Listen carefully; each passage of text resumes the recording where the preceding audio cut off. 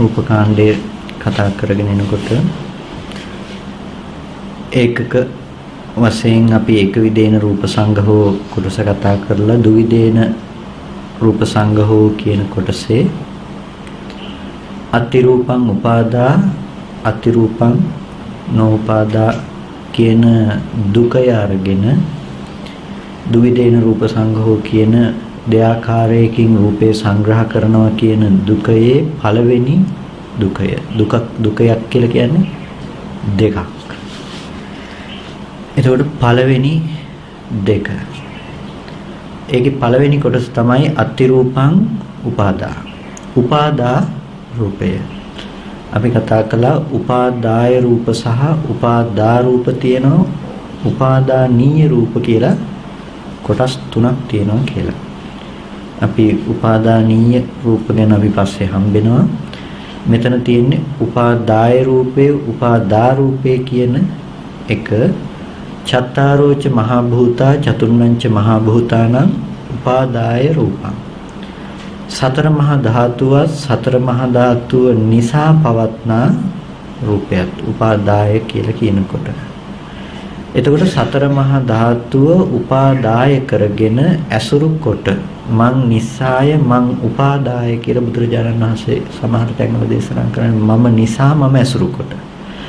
ඒ වගේ සතර මහා ධාතුව නිසා සතර මහා ධාතුව ඇසුරු කොට කියන අර්ථයෙන් කියනවා උපාදාය කියලා. උපාදාය රූප වර්ණ ගන්ධ රස ඕජා කියන මේ සුද්ධාෂ්ටක රූප ධර්ම සුද්ධාෂ්ටකයන්ගේ මේ හතර වර්ණ ගන්ධ රස ඕජා කියන ඒවල කියනවා උපාදාය රූප කියලා. මෙතන සඳහන් කරන්නේ උපාදා රූප කියලා. උපාදාය රූපයේ උපාදා රූපයේ යෙදෙන අර්ථය එකම කාරණාවේ එකම කාරණාව වුණාට අතන උපාදාය කියනකොට අර හතරත් උපාදා රූප කියලා කියනකොට ඒ සතර මහා ධාතුව නිසා පවත්නා අපි එදා කතා කරපු අර අටවිසි රූපයන්ගේ සතර මහා ධාතු රූපය මහා භූත රූපේ හැරුණකොට අනිකුත් රූප සියල්ලම අයිති වෙනවා. මොකද මහා භූතේ නිසා පවත්නා කියන අර්ථයෙන් මෙතනද කතා කරන්නේ උපාදා රූප කියනකොට අර උපාදාය රූප කියනකොට සුද්දාෂ්ටකේ අර හතර ගැන කතා කරන්නේ උපාදා රූප කියලා කියනකොට පොදුවේ මේ සියලුම රූප ටික ගැන කතා කරනවා සතර මහා ධාතු ඇසුරු කරගත්තා. ඒකෙදී අපි කතා කළා චක්ඛායතන රූපය. තත්තකතම චක්ඛායතන.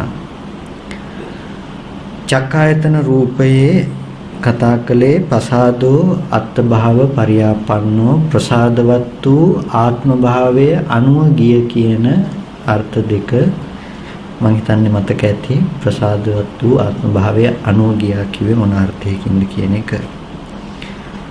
ඊට පස්සේ අනිදස්සනෝ සප්පටිඝෝ අනිදර්ශනයි ඒ වගේම සප්පටිඝයි. අනිදර්ශනයි කියලා කියන්නේ නිදර්ශනයක් දෙන්න බෑ. නැතිනම් දකින්න බෑ. දර්ශනයක් සිද්ධ කරන්නේ නැහැ. අනිදස්සනයි සප්පටිඝයි. ඇහැ කියන එකට නිදර්ශනයක් දෙන්න බෑ. ඇහැ කියන එකට නිදර්ශනයක් දෙන්න බෑ. ඒ වගේම නිදර්ශනයක් දෙන්න පුළුවන් දකින්න දෙයකටයි. අපිට නිදර්ශනයක් දෙන්න පුළුවන් රූපයක් ගැන දෙයකට. නිදර්ශනයක් කියලා කියන්නේ උදාහරණයකට උපමාවකට වගේ අපි අරගෙන කියන්නේ දෙයක් ගැන. මේ වටාපත වගේ දෙයක් ගැන කතා කරනවා. වටාපතයකට තව නිදර්ශනයක් දෙන්න පුළුවන් අපිට. එතකොට වටාපතට නිදර්ශනයක් දෙනවා කියලා කියනකොට හැම වෙලාවකදීම ඒ නිදර්ශනේ දෙන්නේ තව දැකපු දෙයකින්. ඇහැ අනිදස්සනයි කියනකොට ඔය නිදර්ශනයක් දෙන්න බෑ කියන අර්ථයත් කියන්න පුළුවන්. ඒ වගේම දකින්න බැරි දෙයක් කියන අර්ථයත් කියන්න පුළුවන්. පෙහිය මුවාතින් ඕන දෙයක් කපන්න පුළුවන් වුණාට මුවාතට මුවාත කපන්න බෑ. ඒ වගේ හැම වෙලාවකදීම ඇහැට ඕන රූපායතනයක් ගෝචර කරගන්න පුළුවන් වුණාට ඇහැට බෑ ඇහැ දකින්න. අපි ගොඩක් වෙලාවට කතා කරන දේ කණ්ණාඩි ඇහැට පේන්නේ ඇහැ නම් කණ්ණාඩි ඉස්සරහට ගිහිල්ලා බලනකොට අපි කියනවා නම් තියෙන්නේ ඇහැ කියලා. ඒ කණ්ණාඩියේ බලන ඇහැ මොකද්ද? එතකොට ඒක ඇහැ කණ්ණාඩියේ පෙනෙන්නේ රූපේ වෙලා. ටෝච් එකක් අරගෙන ගිහිල්ලා කළුවරේ කණ්ණාඩිය ළඟට ගියාට අපිට ඇහැ පේන්නේ නැහැ. ඒක නිසා මොකද කරන්න ඕනේ? ටෝච් එක අරගෙන ගහලා බලන්න වෙනවා. අපි ටෝච් එක ගහන්නේ අපි බලන කණ්ණාඩියේ පැත්තටද නැතිනම් ඇහැ පැත්තටද? ඇහැ පැත්තටයි ටෝච් එක ගහන්නේ. දැන් කළුවරේ ඇවිල්ලා මේ මේසේ බලන්න ඕන වුණොත් ඔබ වහන්සේලා ඇහැට ටෝච් එක ගහන්නේ නැහැ. කළුවරේ ඇවිල්ලා මේ මේසේ බලන්න ඕන වුණොත් ඇහැට ටෝච් එක ගහගන්නේ නැහැ. ටෝච් එක ගහගන්නේ කොහෙටද? මේසෙට ගහලා බලනවා ටෝච් එක ගහලා පේනවද කියලා. ඒ වගේ හැම වෙලාවකදීම දැන් ඇහැට ටෝච් එක ගහන්නේ ඇයි? ඇහැ බලන්න ඕනේ නා. අපි ඇහැට ටෝච් එක ගහන්නේ කණ්ණාඩියට නොගහ කණ්ණාඩියේ පැත්තේ ඇහැ නොපෙනෙන නිසා නෙමෙයිද? අපිට මේ පැත්ත එළිය කරලා මෙහි වැටෙන ආලෝකයේ වැටෙන ප්‍රතිබිම්බේ නැවත අර පැත්තට පතිත කරලා දකින්න රූප ආයතනය. නැතිනම් ආලෝකයක් පතිත කරගෙනමයි අපිට ඇහැ දකින්න වෙන්නේ. ඒ කියන්නේ අද අපිට ඇහැ කියන දේ ගෙනල්ලා දීලා තියෙන්නේ ආලෝකයක් තුල.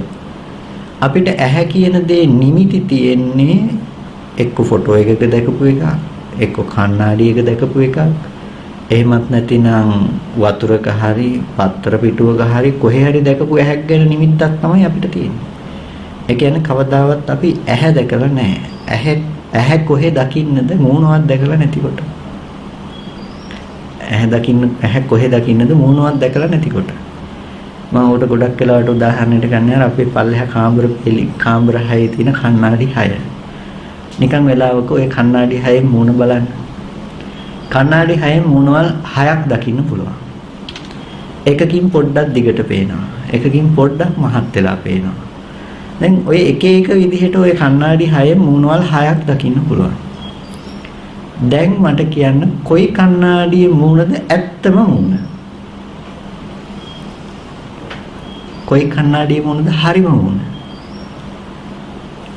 අපිට හරිම මූණක් කතා කරන්න වෙන්නේ නැහැ. ඇයි? හරිම මූණක් ගැන අපි කවදාවත් දැකලා නැති නිසා. ෆෝන් එකෙන් ෆොටෝ ගහනවා. අපි සෙල්ෆි ගහනකොට මේ කැමරාවේ සෙල්ෆි නම් හරි ලස්සනයි කියනවා. දැන් මූණද ලස්සන කැමරාවද ලස්සනයි කියන්නේ.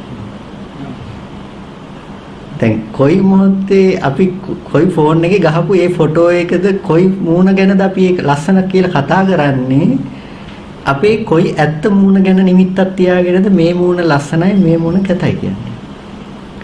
ෆෝන් 4-5ක් තියෙනවනම් ওই තියෙන ඒවා 4කින් 5කින් තමන්ගේම මූණේ ෆොටෝ එකක් ගහලා බලන්න 4-5ක් පේන්නේ නැති වෙයි. එතකොට අපිට මූණ ගැනවත් දැකලා නැතිකොට ඇහැ ගැන කවර කතාවක්ද? අපිට ඇහැ කියලා නිමිති තියෙන්නේ හැම වෙලාවකදීම රූප ආයතනයකට කියන්නේ. ඒක ඇහැ නෙමෙයි. ඒ ඇහැට ගෝචර වුණ දේ. මේ ශාසනයේ ඇහැ කියන තැන කතා කරන්නේ මේ දකින්න බැරි ස්වභාවය මොකක්ද? ඒක දර්ශන කෘත්‍ය කියලා කියන එකෙන් පෙනෙන බව. යම් රූපයක් පෙනෙන බව තමයි ඇහැ කියලා කතා කරන්නේ. දර්ශන කෘත්‍ය સિદ્ધ කරන අවස්ථාව.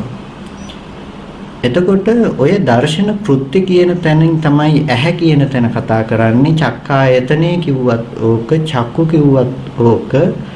එතකොට මොන නමකින් හඳුන්වන්න ගියත් ඇහැ ගැන කතා කරනවා නම් කතා කරන්න තියෙන උච්චරයි.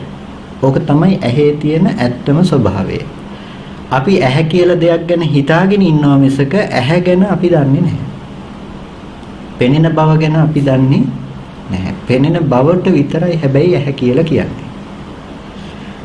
එතකොට මේක අනිදස්සනයි කියලා කියන්නේ ඔය ඇහි පෙනෙන බව අපිට දකින්න පෙනෙන බවට පුළුවන්ද? පෙනෙන බවම දකින්න. පෙනෙන බවට පුළුවන් රූපේ දකින්න. හැබැයි පෙනෙන බවට පෙනෙන ගතිය දකින්න බැහැ කවදාවත්. එතකොට ඔය ඔකෙදී නිකන් දැනුමට තියාගන්න. ගොඩක් වෙලාවට ලෝකයේ අද වර්තමාන දෘෂ්ටි කාරණාවලදී සමහර වෙලාවට බෙදන්න හදනවා. දැන් ඇහැ කියන්නේ එකක්, චක්කු කියන්නේ තව එකක්, චක්කායතන කියන්නේ තව එකක් කියලා. ප්‍රසාදය කියන එක ඇහැයි පේන බව චක්කායතනයයි කියලා ඔන්නෝම මොකද්ද විකාරයක් තියෙනවා. නමුත් මේ කොටස් ටික පරිශීලනය නොකරපු එකේ තියෙන මේ වැරදවා ගත්ත තැන් ටික තමයි ඒක. එතකොට අනිදස්සනෝ දකින්න බෑ කියන අර්ථය පැහැදිලිද? ඇහැ කියන එක දකින්න බෑ හැම වෙලාවකදීම මේ දකින්න බව හදලා තියෙන්නේ ඇහැ නිසායි. දකින්න පුළුවන් රූපය මිසක ඇහැ නෙමෙයි. ඇහැ කවදාවත් දකින්න බෑ. හැබැයි සප්පටිගෝ ගැටීම් සහිතයි. ඇහැ කියන එක සප්පටිගෝ ගැටීම් සහිත දෙයක්. ඇහැට රූපායතනේ ගැටෙනවා. වර්ණ රූපය කියන එක ඇහැට ගැටෙනවා. එතකොට අප්පටිග ධර්මයක් කිව්වේ නෑ, සප්පටිගයි. ඇහැට රූපේ ගැටෙනවා. ඒක නිසා ඒක සප්පටිග ධර්මයක්. අනිදස්සනයි හැබැයි සප්පටිගයි. ගැටීම් සහිතයි. දකින්න බෑ නමුත් ගැටීම් සහිතයි. යම්හි චක්කුම්මි අනිදස්සනම්මි සප්පටිගම්හි යම් ඇසක් කෙරෙහි. එතකොට මෙතන හොඳට ගන්න අර්ථ කීපයක් තියෙනවා. යම්හි චක්කුම්හි අනිදස්සනම්හි යම් අනිදර්ශන ඇසක් කෙරෙහි සප්පටිගම්හි ගැටීම් සහිත ඇසක් කෙරෙහි රූපං සනිදස්සනං සනිදර්ශන රූපය සප්පටිගං ගැටීම් සහිත සනිදර්ශන රූපේ පටිහඤ්ඤිවා. එතකොට පටිහඤ්ඤිවා කියන්නේ ගැටුණා නම් ඊට පස්සේ පටිහඤ්ඤතිවා වර්තමාන මොහොතේ ගැටෙන බවක් තියෙනවා නම් පටිහඤ්ඤිස්සතිවා අනාගතයට ගැටෙන බවක් තියෙනවා නම් හරි. පටිහඤ්ඤේවා කොටින්ම මේ ගැටෙන ස්වභාවයේ තියෙන එකක් තියෙනවා නම් චක්කුම් පේතං මෙන්න මේකයි ඇහැ කියලා කියන්නේ. චක්ඛායතනම් පේතං චක්ඛායතනේ කියන්නේත් මේකයි. චක්කු ධාතු පේසා චක්කු ධාතු කියන්නේත් මේකයි. චක්කු ඉන්ද්‍රියම් පේතං චක්කු ඉන්ද්‍රිය කියන්නේත් මේකයි. ලෝකෝ පේසෝ ලෝකේ කියන්නේත් මේකයි. ద్వාරේ කියන්නේත් මේකයි. සමුද්ද කියන්නේත් මේකයි. පණ්ඩර කියන්නේත්, කෙත්ත කියන්නේත්, වත්තු කියන්නේත්, නෙත්ත කියන්නේත්, නයන කියන්නේත්, ඕරිම තීරම් මෙතර කියන්නේ ශුන්‍යෝගාමෝ හිස් ගමක් කියලා කියන්නේත් මෙන්න මේ ටිකමයි. එතකොට මේ ශාසනයේ ඕකට යොදලා තියෙන පర్యాయ පද ටික ඔක්කොම පෙන්නනවා. ඉදන් තං රූපං චක්ඛායතන. මෙන්න මේ රූපය තමයි චක්ඛායතන රූපය කියලා කියන්නේ. එතකොට දැන් මේ කාරණාව තුළ අපිට ඇහැ කියන එකේ ඇති යථාර්ථයමයි පෙන්වන්නේ. ඇහැ කියන එකේ යථාර්ථය කියලා කියනකොට හැම මොහොතකම මේක එක වැදගත් එක වචනයක් කියන වත්තුම් පේතං කියලා. වස්තුව කියන්නේ මේකටමයි කියලා. ඔක බොහොම වැදගත් වචනයක් මෙතන යෙදෙන වත්තුව කියන එක. මොකද අභිධර්මයේ වත්තු රූපේ කියලා රූපයක් තියෙනවානේ. වත්තු රූපේ කියලා බෙදනකොට වත්තු රූපය මොකද්ද කියලා කියන්නේ නැහැ. නමුත් පසු කාලීනව වත්තු රූපේ කියන එකට දෙන අර්ථකථනය තමයි හදේ වත්තු රූපේ කියලා. හිත හදවත ඇසුරු කරගෙන තියෙනවා අඩපතක් පමණ ලේ ධාතුව ඇසුරු කරගත්ත හදේ වත්තු රූපයයි වත්තු රූපය කියලා කියන්නේ කියලා. හැබැයි ඒක ත්‍රිපිටකයේ කොහෙවත් එන්නේ නැහැ. ධම්මසංගණීයේ කොහෙවත් එන්නේ නැහැ හදේ වත්තු රූපයක් පිළිබඳව. වත්තු රූපය කියන එක විතරයි තියෙන්නේ. හැබැයි සමහර තැන්වල සූත්‍ර වෙනවා චක්කුවත්තු, සෝතවත්තු, ගහනවත්තු, ඇහැ වස්තුවක්, කන වස්තුවක්, නාසය වස්තුවක්, දිව වස්තුවක්, කන වස්තුවක්, කය වස්තුවක් මේ දේවල් වස්තු කියලා එන තැන් තියෙනවා. නමුත් හදවත වස්තුවක් කියලා පෙන්වන්නේ නැහැ. හදවත වස්තුවක් කියලා පෙන්වන්නේ නැත්තේ ඇයි? ඒක රූපායතනයේ මිසක හැම වෙලාවකදීම ඒකට වෙනම අර්ථයක් දෙන්නෙම එහෙම නෝ මොලෙත් දෙන්න වෙනවා. හැබැයි වස්තුව කියන කතාවෙන් කියන්නේ චක්කු අත්තු කරගෙන හැම වෙලාවකදීම හිත පවතින්නේ එක්ක ඇහැ අරමුණු කරගෙන, එක්ක කන අරමුණු කරගෙන, එක්ක නාසය, එක්ක දිව, එක්ක කය, මේ ආයතන ටික අරමුණු කරගෙන හිත පවතිනවා. හිතට හිත අරමුණු කරගෙන පවතින වෙලාවට හිත රූපෙට යෙදිලා නැති වෙනවා. එතකොට දැන් හිත රූපෙකින් කොයි වෙලාවකවත් ඇසුරු කරපු රූපය ඇතුලේ තියෙන තැනකින් පණවන්න පුළුවන් කමක් නැත්තේ නැහැ. නමුත් හිත තියෙන තැනක් පෙන්වන්න ඕනේ වුණා පසු කාලීන අභිධර්ම පොත්වලදී. ඒ ගුහාසයන් කියවනේ ගුහාවක් ඇතුලේ ඉන්න එක කියලා. එතකොට මේ ගුහාව ඇතුලේ හදවත ඇසුරු කරගෙනයි මේ හිත තියෙන්නේ කියන එක පෙන්වන්න ඕන වුණා. මොකද මැරෙනකොට හදවත අක්‍රිය වෙනවා, එතකොට හිත නැති වෙනවා කියන මේ වගේ කාරණා ටිකක් අරගෙන මේ වත්තු රූපේට හදේ වත්තු රූපේ දැම්මා. එතකොට හැබැයි ඔකට ස්වාමින්වහන්සේ දක්වන අදහස සහ මටත් සාර්ථකයි කියලා හිතෙන අදහස තමයි වත්තු රූපේ කියලා කියනකොට මේ හදේ වත්තු රූපේ නෙමෙයි. දැන් මෙතනත් පෙන්නනවා ඇහැ විස්තර කරනකොට වත්තුම් පේතම් මේක වස්තුව. කන විස්තර කරනකොට වත්තුම් පේතම් මේක වස්තුව. එතකොට මේ ආයතන ටික පැත්තෙන් ඒ මොහොතට වස්තුව වෙලා තියෙන ඒ ආයතනේ. වස්තුවයි කියන එකෙන් කියන්නේ ඒ හිත පවත්තන්න හේතු වුණ වස්තුව. අවශ්‍ය වුණ වස්තුව. එතකොට වත්තු රූපේ කියලා ඒ තැන ඒ අර්ථයෙන් ගත යුතුයි. එතකොට මේකේ යම්හි චක්කුම්මි අනිදස්සනම්මි සප්පටිගම්හි යම් අනිදර්ශන සප්පටිග ඇසක් කෙරෙහි සනිදර්ශන සප්පටිග රූපේ හැම වෙලාවකදීම සනිදර්ශනයි දැකීම් සහිතයි පෙනෙන බවින් යුක්තයි ඒ වගේම ගැටෙන ස්වභාවයෙන් යුක්තයි. එතකොට සනිදර්ශන සප්පටිගං රූපේ මේ ඇසෙහි පතිත වෙනවා කියලා කිව්වේ. හොඳට දකින්න මේ පළවෙනි කාරණාව රූපය සනිදර්ශන සප්පටිග රූපය අනිදර්ශන සප්පටිග ඇසෙහි පතිත වෙනවා. ඇස තියෙන ඇසෙහි පතිත වෙනවා. මෙන්න මේ ඇසෙහි පතිත වෙන එකට කිව්වා ඇසෙහි ගැටෙන එකට කිව්වා මොකද්ද? චක්කු කියලා. එතකොට මේකෙන් දකින්න ඇහෙන්තර රූපෙකුත් රූපෙන්තර ඇහැකුත් නැති බව. මේ සනිදර්ශන සප්පටිග රූපය යම් මොහොතක අනිදර්ශන සප්පටිග ඇහෙහි ගැටෙනවා නම් චක්කුම් පේතං මෙන්න මේකයි ඇහැ කිව්වේ. ඒ කියන්නේ මේ වචන ටිකෙන් ඔබ වහන්සේලාට උගන්වන්නේ තියරිය න්‍යාය. එතකොට මේ න්‍යාය ඔස්සේ ඔබ වහන්සේලාට ජීවිතය කියන තැන හැම වෙලාවකදීම හසු වෙන්න ඕනේ භාවනාව පැත්තට යෙදෙනකොට. චක්කුව කියලා කියනකොට ඇහැ කියලා කියනකොට මේ මොහොතේ මේ ගැටෙන ස්වභාවය. ගැටෙන බව. එතකොට මේ රූපේ දකින්න එපා ඇහෙන්තරව රූපෙන්තරව දකින්න එපා ඇහැ කියන එක. මේ රූපේ ගැටෙන මොහොතේ ඇහැ ගැන කතා කළේ මේ රූපේ නිරුද්ධ වෙනකොටම ඇහැ කියන එක නිරුද්ධයි. ඊට පස්සේ නැවතත් අහනවා කතමන්තං රූපං චක්කායතන. මොකද්ද චක්කායතන රූපය? ආපහු කියනවා. අර අර්ථ ටිකම කියනවා යම් ඇහැක් චතුන්නම් මහා භූතානං උපාදාය සතර මහා ධාතු ඇසුරු කරගෙන පසාදෝ අත්භව පරියාපන්නෝ අනිදස්සනෝ සප්පටිගෝ ඊට පස්සේ යං චක්කුං අනිදස්සනං සප්පටිගං රූපම්හි සනිදස්සනම්හි සප්පටිගම්මේ. බලන්න මේ අර්ථය කියන එක ඉස්සෙල්ලා කිව්වේ ඇසෙහි රූපේ ගැටෙනවා. දැන් කියනවා ඇස රූපෙහි ගැටෙනවා. අතන කිව්වේ ඇසෙහි රූපය ගැටෙනවා. එතකොට මෙතන කියනවා මේ ඇස රූපයෙහි ගැටෙනවා. ඇසෙහි රූපය ගැටෙනවා කිව්වහම අර පැත්තෙන් මෙහෙට වැටුණා කියන එක කතා කරන්නේ.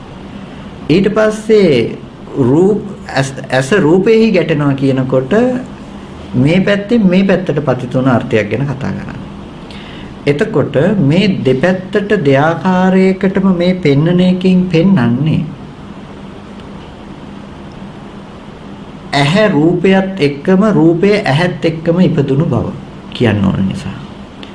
ඇහැ රූපෙත් එක්කම රූපය ඇහත් එක්කම ඉපදුණු බව කියන්න ඕන නිසා. ඔය ඇහැ උපදින වෙලාවට කුමන අවස්ථාවකවත් අතීතේ දැකපු රූප තිබුණේ නැහැ. ඔය මේක ටික කරනකොට ඔය වංශයට භාවනාවක් වශයෙන් හෝ දර්ශනයක් වශයෙන් පය ගහලා ඉන්න අවශ්‍ය භූමිය විදර්ශනා භූමිය විස්තර කරගන්නවා කියන දැන් අපි මේ පටන් ගත්තේ. රූපය කියන තැන කොයි මොහොතකවත් කලින් දැකපු රූපයක් ආය නැවත ගැටෙන්න පුළුවන්කම නැත්තේ නෑ. මේ මොහොතේ ගැටෙන්නේ. මේ වර්තමාන මොහොතේමයි. එතකොට ඇහැ තියෙන්නේ රූපේ තියෙන්නේ මේ මොහොතේමයි. මේ මොහොතෙන් තොරව ඇහැ රූප දෙකේ පැවැත්මක් නැහැ. මේ ගැටෙන ක්ෂණයේ තමයි ඇහැ හට ගැනීමත් රූපේ හට ගැනීමත්. ඊට පස්සේ ඔය ටික අරබයා හිතන කම හැම වෙලාවකදීම තම තමන් තුළ තියෙන දේ. ඔය ඇහැට රූපේ ගැටෙනකොට ඇහැ දන්නේ නැහැ රූපය ගැන, රූපය දන්නේ නැහැ ඇහැ ගැන. ඇහැ දන්නේ නැහැ රූපය ගැන, රූපය දන්නේ නැහැ ඇහැ ගැන. මේ කණුවක් දන්නවද මේ කණුව මගේ ඇහැට වැටුණයි කියලා? කණුව දන්නේ නැහැ කණුව ඇහැට පතිත වුණා කියලා. ඇහැ දන්නවද කණුව මගේ ඇහැට පතිත වුණා කියලා? ඇහැ දන්නේත් නැහැ කණුව දන්නේත් නැහැ. ඕක තමයි මේ දෙක අතර තිබුණු ඇත්තම ලක්ෂණය. ඇහැ දන්නේත් නැතිකම, රූපේ දන්නේත් නැතිකම. එතකොට ඔය රූපේ කණු දකින්න එපා, මිනිස්සුયો දකින්න එපා, ගෙවල් දොරවල් දකින්න එපා කියන්නේ අන්න ඔය කාරණාව නිසා. කණු, ගෙවල් දොරවල්, මිනිස්සුયો, යාන වාහන මේ යම්තාක් නිමිති තියෙනවා නම් මේ දැනගන්න නිමිති ටික ඇහැ නොවුණු තැනක, රූපේ නොවුණු තැනක තියෙන දේවල්. මේ නිමිති ටික තියෙන්නේ ඇහැ රූප දෙක ඇති තැනක නෙමෙයි. ඇහැ රූප දෙක ඉතුරු නැතුව නිරුද්ධ වුණ තැනක. මේක විඤ්ඤාතේ විඤ්ඤාත මත්තක්. මේක දිත්තේ දිත්ත මත්තක්. දැකීමක් විතරයි කියනවා නම් අන්න ඔය අර්ථයෙන් අරගෙන දකින්න දැකීමක් විතරයි කියලා. ඔය අර්ථයට හිත තියලා තමයි හැම මොහොතකම කතා කරන්නේ මහණෙනි ඇහැ නිට්ටයද අනිත්‍යද කියලා අහන්නේ. ඇහැ නිට්ටයද අනිත්‍යද කියලා අහන්නේ මේ අද අපිට නිමිති තියෙන රූපේ දිරලා පස්සෙලා යන ඇහැ ගැන නෙමෙයි මේ කතා කරන්නේ. ඇහැ නිට්ටයද අනිත්‍යද කියලා අහන්නේ අන්න ඔය ඇහැ පවතින දෙයක්ද නැති දෙයක්ද මේ මොහොතේ හටගෙන නිරුද්ධ වෙන දෙයක් කියන එකයි ඔය පෙන්වන්නේ. ඇහැ නිට්ටයද අනිත්‍යද? ඇහැ පවතින දෙයක් නෙමෙයි. ඇහැ පවතින දෙයක් නෙමෙයි නම් ඒ පවතින් නැති දේ නිත්‍ය හැටියට ගත්තොත් අපිට ජීවිතේට දුක එනවා කියන දේ වෙන දේ. යමක් අනිත්‍ය නම් ඒ සැපද දුකද කියලා ඊළඟ ප්‍රශ්නේ අහන්නේ. එතකොට යමක් අනිත්‍ය නම් ඒ දුක වෙන්නේ කොහොමද? හැම වෙලාවකදීම අනිත්‍ය නිසා දුක එන ක්‍රමයක් තියෙනවා. අනිත්‍ය නිසා දුක එන ක්‍රමය අපි දැනගෙන ඉන්න වෙනවා. අනිත්‍ය නිසා දුක එන ක්‍රමය දැනගත්තේ නැති වුණොත් අපි දුක හදාගෙන ඉවර වෙනවා. අනිත්‍ය නිසා දුක එන්නේ අනිත්‍ය නිසා දුක කියන්න බෑ. කොයි වෙලාවකවත් කිව්වේ නැහැ යමක් අනිත්‍ය නම් ඒ දුකයි කිව්වා. හැබැයි අනිත්‍ය නිසයි දුක හැදුනේ කියලා කිව්වේ නැහැ. යද නිච්ඡන් තන් දුක්ඛං යමක් අනිත්‍ය නම් ඒ දුකයි. හැබැයි ඒකෙන් කිව්වේ නැහැ අනිත්‍ය නිසා එයාට දුක ආවා කියලා. අනිත්‍ය දේ අනිත්‍ය හැටියට නොදන්නා කම නිසා නිත්‍ය සංඥාවෙන් ගත්තොත් එයාට දුක එනවා. අනිත්‍ය නිසා නම් දුක එන්නේ ලෝකේ කාටවත් දුකෙන් මිදෙන්න බැරි වෙනවා. අනිත්‍ය නිසා දුක එනවා නම් ලෝකේ කාටවත් දුකෙන් මිදෙන්න බැරි වෙනවා. ඇයි? ඉතින් අනිත්‍ය දේ දුකයිනේ. ඉතින් ඇහැ අනිත්‍ය නම් අනිත්‍ය ඇහැ වෙනකොට රහතන් වහන්සේටත් දුක දුකමයි අපිටත් දුක දුකමයි. ඒකේ වැඩිතර වෙනස මොකක්ද? රහතන් වහන්සේ දුක් විඳලා අපි දුක් විඳිනවා. එතකොට ඒකෙදි වැඩි වෙනසක් නැහැ මොනොත්. නමුත් අනිත්‍ය දේ දුක උනේ නැහැ කවදාවත්. අනිත්‍ය හැටියට නොදන්නා කම නිසා දුක ආවා. අනිත්‍ය වෙන දේ අනිත්‍ය හැටියට නොදන්නා කම නිසා ජීවිතේට දුක කියන දේ ආවා නිත්‍ය සංඥාව නිසා. හොඳට බලන්න ජීවිතේට දුක එන තැන ගැන. අපිට දුක එන්නේ වර්තමාන මොහොතේද අතීතෙත් එක්ක නෙමෙයිද කියලා. කවුද හොඳට ඉන්න මැරුණු අම්මා ගැන හිත හිත අඬන්නේ, හොඳට ඉන්න අම්මා ගැන හිත හිතනේ අඬන්නේ. එහෙම නෙමෙයි. අම්මා මැරුණට පස්සේ අනේ මෙහෙම හිටපු අම්මා මට මෙහෙම ආදරෙන් සැලකුවා ජීවත් වුණ අම්මා ගැන කියන්නේ. අම්මා ජීවත් වෙච්ච එකට අඬන්නේ මැරුණට කවුරුත් අඬන්නේ. ඇත්තටම අඬන්නේ අම්මා ජීවත් වෙච්ච එකට. මෙච්චර හොඳට ජීවත් වුණා, මෙහෙම හිටියා, අපිට මෙහෙම කළා, මෙහෙම ආදරෙන් සැලකුවා. දැන් ඔය දුක වැඩිපුර විඳින්නේ අම්මා ජීවත් වුණ එක ගැන හිත හිත නෙමෙයිද? ජීවත් වෙච්ච අම්මා ගැන හිත හිත විඳින්නේ. අම්මා මැරුණ එක ගැන හිත හිත කවුරුත් අඬන්නේ. අඬන්නේ ජීවත් වුණ අම්මා ගැන හිත හිත. මෙච්චර ආදරේ අම්මා. ඔය ආදරේ ජීවත් වුණ අම්මා සම්පූර්ණම අනිත්‍ය දේ නිට්ටයයි කියලා ගත්ත සංඥාවක්. ඔය විපල්ලාස සංඥාව නිසා මෙහි හදාගත්ත දේ මෙහි කියන එක පේන්නේ නැහැ. කොටින්ම අපි ඔක්කොම අඬන්නේ අම්මා ජීවත් වුණාට. මරණ කියන එක අපි කාටවත් ප්‍රශ්නයක් කියලා නෑ. ඒ වගේ අපි හැමදාම ජීවිතේ දුක කියන දේ හදාගෙන විඳින්නේ ඇති දේ මත. ඒකයි යම අනිත්‍ය නම් ඒ දුකයි කියලා කිව්වේ. අනිත්‍ය දේ හැම වෙලාවකදීම දුක කරගන්න අපි. හැබැයි මේ නිත්‍ය සංඥාව ඔක මෙතට දාගන්න නිසා. යමක් අනිත්‍ය නම් ඒ දුක් නොකර ගන්න ක්‍රමයකුත් තියෙනවා. ඒ අනිත්‍ය දේ දුක කරගන්න නැතුව ඉන්න ක්‍රමයක් තමයි අනිත්‍ය දේ අනිත්‍ය හැටියට බලන එක. අනිත්‍ය දේ අනිත්‍ය හැටියට දැක්කනම් එයාට දුකත් නැහැ, ආත්ම සංඥාවක් නැහැ. එතකොට මේ රූපකාණ්ඩයේ තුල මේ ඇහැ ගැන පෙන්වන එකෙන් අපිට එන්න ඕනේ ඔන්න ඔය කාරණා ටික ගැන ලොකු නුවණක්. ඇයි ඇහැ අනිත්‍යයි කියලා කියන්නේ? ඇහැ කියන එක රූපෙත් එක්කනම්, රූපේ කියන එක ඇහත් එක්කනම් දැන් ඔබ වහන්සේලාට ලෝකේ ඇති බවට හම්බෙන රූප ඇසුරු නොවේවා. ලෝකේ ඇති බවට හම්බෙන රූප ආයේ තියනවා කියන්න හදන්න එපා. ආයේ වර්ණ රූපය ගැනවත් තර්ක කරන්න හදන්න එපා. ඇහැට පෙනුනේ තියෙන එකනේ කියන තැනකින්. දැන් ආයේ තියෙන රූපය ගැන කතා කරන්න හේතු නැහැ. අපි ඔය අරක තමයි අහන්නේ. දැන් ඒක සාමාන්‍ය එක. කොයි මොහොතේ තිබුණු වර්ණ රූපය ගැනද කතා කරන්නේ? අපි ඇහැ රූප දෙක ගැන කතා කරනවා. දැන් ඉතුරු නැතුව නිරුද්ධ වුණා නම් අපි ඇති බවට ගන්නෙ කොයි වර්ණ සටහනක් ගැනද? අපි ඒද කතා කරන්නේ අතීත අන්තේ ඇහැ රූප දෙක නිට්ටයයි කියලා ගත්ත සංඥාව තුල ඉඳලා නෙමෙයිද? ඒ ඇහැ රූප දෙක එතනම ඉතුරු නැතුව නිරුද්ධ වෙලානේ. ඒක නිසා තමයි මෙතන මේ ආකාර කීපයකට පෙන්වන්නේ. පටිහඤ්ඤිවා අතීත ගැටුණා නම් පුංචි කාලේ හරි හෝ වේවා ඔබ වහන්සේලාට හිතෙනවා නම් මම රූපේ දැක්ක කියලා. ඒ රූපේ දැක්ක කියලා හිතන බව රූපේ දැක්ක ස්වභාවයේ ඇත්ත මේක මේ මාත්‍රේ විතරමයි. රූප මාත්‍රයක් විතරමයි. ඒ රූපේ විතරක් වෙන තැන දකින්න එපා කොයි විදිහකටවත් අද අපිට හම්බෙන කණු ගස් ගෙවල් දොරවල් කියන මට්ටමේ රූපයක් තියෙනවා කියන එකකින්. ඒක සම්පූර්ණම අවිද්‍යාවෙන් හදලා දෙන දේ. ඇහැට ගැටුනේ වර්ණ සටහනක් නම් වර්ණ සටහන වූ රූපේ සම්පූර්ණම දකින්න අනාත්ම ලක්ෂණයක් විදිහටම. ඒ අනාත්ම ලක්ෂණේ දකින්න එපා ගෙවල් දොරවල් යන වාහන. ඔය අර්ථය නිසා තමයි බුදුරජාණන් වහන්සේ මහණෙනි ජේතවනාරාමේ නිට්ටයද අනිත්‍යද ඉන්න මිනිස්සු නිට්ටයද අනිත්‍යද කියලා අහන්න ගියේ නැත්තේ ওই කාරණාව නිසා. ඇහුවේ එක න්‍යායෙන්. ඇහැ නිට්ටයද අනිත්‍යද? ඕකයි ගත්ත න්‍යාය. එතකොට ඒ වර්ණ සටහනේ අනිත්‍ය දකින්න ගියේ රූපයක නෙමෙයි.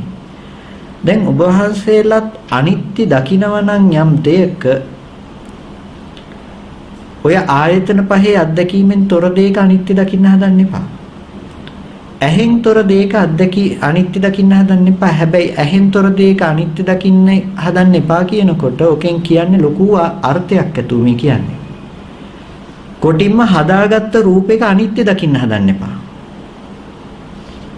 හදාගත්ත රූපයක අනිත්‍ය දකිනවා නම් හදාගත්ත රූපේ අනිත්‍ය දකින්න එක වැරදි.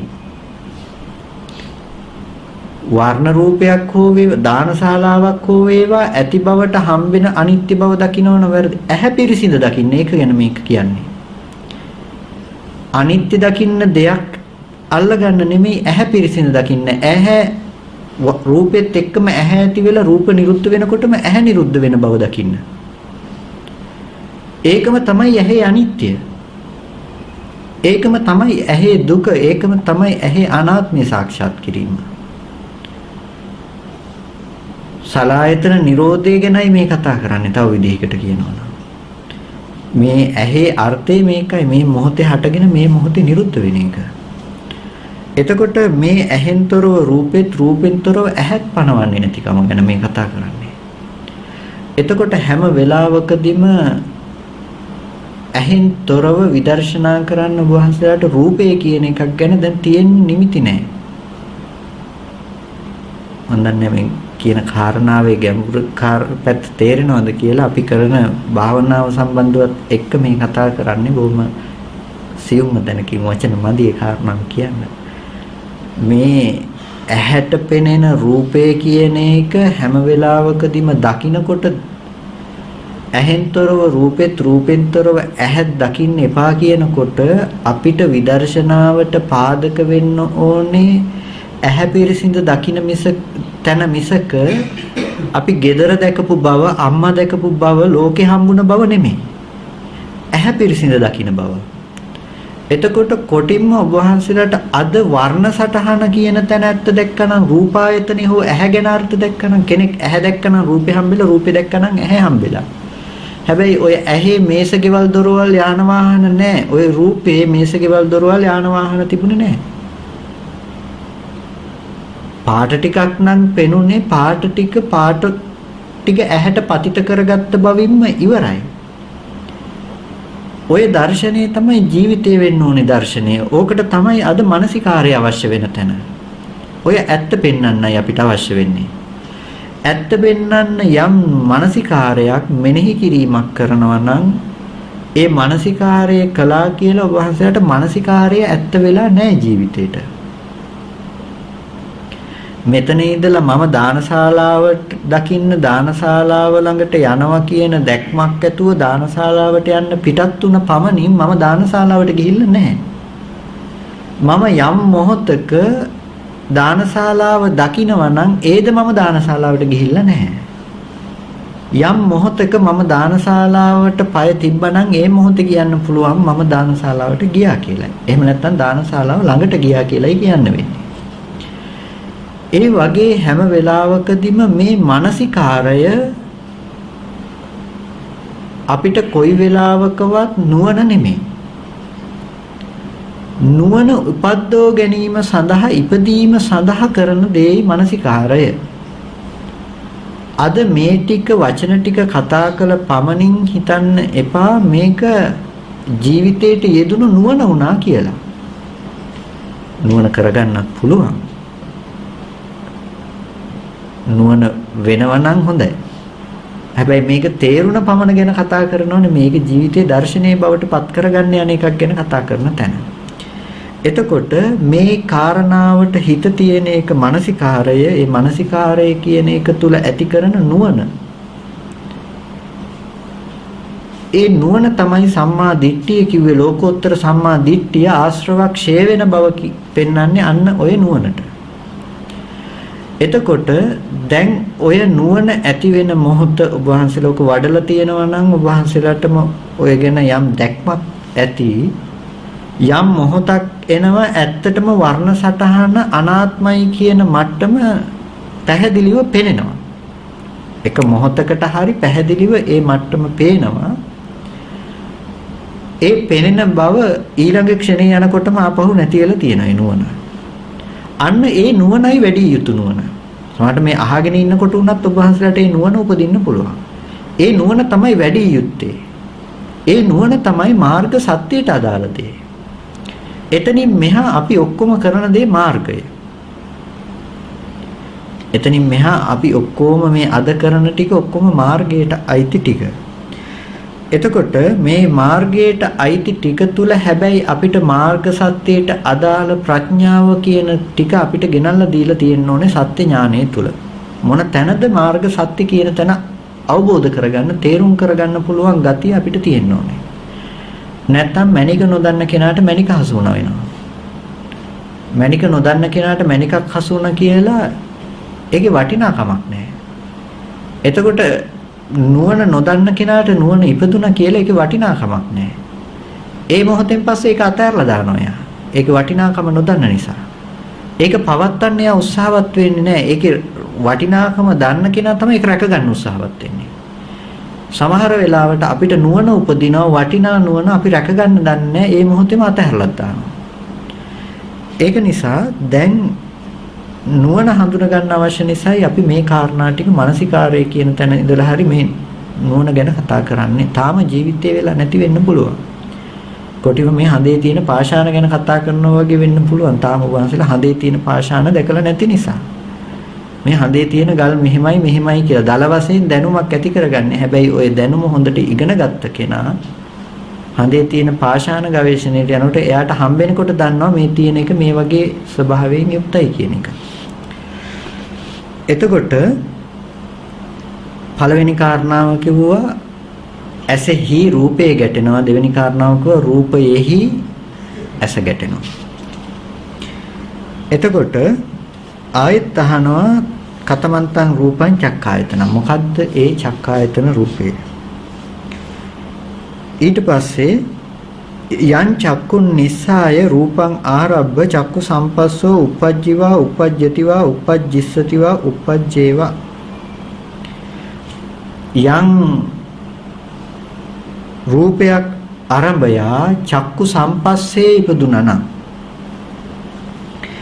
ඊට පස්සේ චක්කු සම්පස්සජා වේදනා චක්කු සම්පස්සජා සංඥා චේතනා චක්කු විඥානං uppajjiva uppajjativa uppajjissativa ඒක ඉපදුනා නම් අතීතේ උපන්න නම් වර්තමානයේ උපදිනව නම් අනාගතයට උපදිනව නම් ඊට පස්සේ උපදින බවක් තියෙනවා නම් යං චක්කුං නිස්සාය රූපාරම්මනෝ චක්කු සම්පස්සෝ uppajjiva uppajjativa යම් ඇහැක් නිස්සය කරගෙන ඇහැක් ඇසුරු කරගෙන රූපාරම්මනෝ චක්කු සම්පස්සේ උපදිනවා නම් ඉපදුනා නම් උපදිනවා නම් උපදින්නේ නම් උපදින බවක් තියෙනවා නම් ඊට පස්සේ චක්කු සම්පස්සජා වේදනා සංඥා චේතනා චක්කු විඥාන කියන එක පෙන්නලා කියනවා චක්කුම් පේතං චක්ඛායතනම් පේතං චක්කු ධාතු චක්කු ඉන්ද්‍රිය චක්කු ලෝකෝපේසෝ ද්වාරෝපේසෝ සමුද්දෝපේසෝ පණ්ඩරං කෙත්තං වත්තුන් නෙත්තං නයනම් පේතං ඕරිමන් තීරං ශුඤ්ඤෝ ගාමෝපේසෝ ඉදන්තං රූපං චක්ඛායතනං. එතකොට තවත් අර්ථ ටිකකින් නැවත ආපහු රූපය ගැන කියනවා. යම් ඇහැක් ඇසුරු යම් අර ටික ඔක්කොම මුලින් අපි කතා කරපු අර්ථ ටිකම ඔක්කොම කියලා යං චක්කුං නිස්සාය රූපං ආරම්භ යම් චක්කුං නිස්සාය ඇහැක් නිසා රූපං ආරම්භ රූපයක් ආරම්භය චක්කු සම්පස්සෝ uppajji චක්කු සම්පස්සේ හටගත්තනම් යම් ඇහැක් නිසා රූපය ආරම්භය චක්කු සම්පස්සයාගේ හට ගැනීමක් වුණා නම් මෙන්න මේ චක්කු සම්පස්සය හටගත් එකට කියනවා චක්කුම් පේතං ඇහැ කියලා. චක්ඛායතනම් පේතං චක්කු ධාතුපේසෝ චක්කු ඉන්ද්‍රියං පේතං ලෝකෝපේසෝ ద్వාරෝපේසෝ කියලා මේ ටික කියනවා. කොටින්ම ඇහැ මූලික කරගත්ත විපාක ධර්මතා ටිකට ඉස්සෙල්ලා ඇහැයි රූපයයි ගැන අරගෙන ගියා. ඊට පස්සේ ඇහැයි රූපයයි ස්පර්ශයයි ටික අරගෙන යනවා. ඊට පස්සේ ඇහැයි රූපයයි වේදනාවයි අරගෙන යනවා. ඊට පස්සේ ඇහැයි රූපයයි සංඥාවයි අරගෙන යනවා. ඊට පස්සේ ඇහැයි රූපයයි චේතනාවයි අරගෙන යනවා. ඊට පස්සේ ඇහැ රූප චක්කු විඥාන කියන තැනින් අරගෙන යනවා. විඥාන කියන තැනින් චක්කු විඥාන කියන තැනින්. එතකොට මෙන්න මේ ටික කතා කරනකොටත් මේ කතා කරන්නේ විපාක ටික ආරම්භය තියෙන ටික. එතකොට බෝඩ් එක අද කියන්න බැරි වුණානේ. බෝඩ් එක මතක ඇතිනේ දැන් ඒ වුණාට. එතකොට ඔබ වහන්සේලාට මතක ඇති ඇහැ රූප චක්කු විඥාන කියලා පළවෙනිට තුනක් අපි ඇඳලා තිබුණා. ඊට පස්සේ ස්පර්ශය, වේදනා, සංඥා, චේතනා, විඥාන කියලා තිබුණා. එතකොට ඔය සටහන අංග සම්පූර්ණ නැහැ කිව්වේ ඔන්න ඔය කාරණාව නිසායි. දැන් චක්කු විඥානය කියන එක නිකම්ම හැදුනා කියලා පනවන්නේ නැහැ. දැන් මෙතන මේ පෙළේදී චක්කු විඥානය කියන එකට පෙරටුව දිවෙන, කලින් දිවෙන අනිත් ධර්මතා ටික මෙතන කතා කරනවා. විඥානයක් එකපාර නිකම්ම හැදෙන්නේ නැහනේ. චක්කු විඥාණයට කලින් තියෙනවා එතන ස්පර්ශයක්, වේදනාවක්, සංඥාවක්, චේතනාවක්, චක්කු විඥානයක්. අර අපි දෙවනි තැන කතා කරපු තන වහන්සේලට මතක ඇති ස්පර්ශ මෙහාට කතා කරා විපාක, වේදනා, සංඥා, චේතනා, මනෝවිඥාන කියන. ඒ ටික සම්පූර්ණම මනස පැත්තෙන් හදාගන්න විපාක මනෝවිඥාණයට අදාළ ධර්මතා ටික. වේදනා, සංඥා, චේතනා, විඥාන කියන ටික විපාක මනෝවිඥාණයට අදාළ ටික. මේ කතා කරන්නේ චක්කු විඥාණයට අදාළ ටික. දැන් පැහැදිලිද ඒ කාරණාව? සටහන මතක නම් මතක් වෙන්න ඕනේ. මේ කතා කරේ චක්කු විඥාණයට කලින් තිබුණු වේදනා, සංඥා, සංඛාර, විඥාන කියන ටික. චක්කු විඥාන කියන ටික. බෝඩ් එක තැන කතා කළේ එතනින් පස්සේ මනස පැත්තෙන් ඇති වෙන ධර්මතා ටික. එතකොට ඕකේ මෙහෙම අර්ථයක් මතුණා. හැබැයි මේ ටික නම් ටිකක් මට හිතිච්ච දෙයක්. මේක පොඩ්ඩක් විමසලා බලන්න. පටිඝ සම්පස්සේ සහ අධිවචන සම්පස්සේ කියලා ස්පර්ශයේ දෙආකාරයකට කතා කරනවා. එතකොට මෙතන මේ චක්කු සම්පස්සේ කියන තැන හැම වෙලාවකදීම පටිඝ සම්පස්සේ කියන තැනින් කතා කරන්නේ අර අපි බෝඩ් එකේ සම්පස්සේ ගැන, ස්පර්ශය ගැන කතා කරපු තැන එතන අධිවචන සම්පස්සේකුයි කතා කරන්නේ. පටිඝ සම්පස්සේ, අධිවචන සම්පස්සේ කියන එකේ වෙනස දන්නවද? පටිඝ සම්පස්සේ කියලා කියන්නේ රූපයක් මේ ගැටෙනකොට ඇති වෙන මේ රළු රූපේ පැත්තෙන් ඇති වෙන ස්පර්ශයට කියනවා පටිඝ සම්පස්සේ. ගැටිලා එන දේ, රූප, ශබ්ද, ගන්ධ, රස, ස්පර්ශ ගැටීමෙන් හට ගන්න එකට කියනවා පටිඝ සම්පස්සේ කියලා. හිතට නාම ධර්මයන්ගෙන් හිතට ඇති වෙන ස්පර්ශයට කියනවා අධිවචන සම්පස්සේ කියලා. එතකොට ඇහැට රූපයක් ගැටෙනකොට අපිට පටිඝ සම්පස්සයත් ඇති වෙනවා, අධිවචන සම්පස්සයත් ඇති වෙනවා. හැබැයි පටිඝ සම්පස්සේ කියන එක ගැන අද අපිට නුවණක් නැහැ.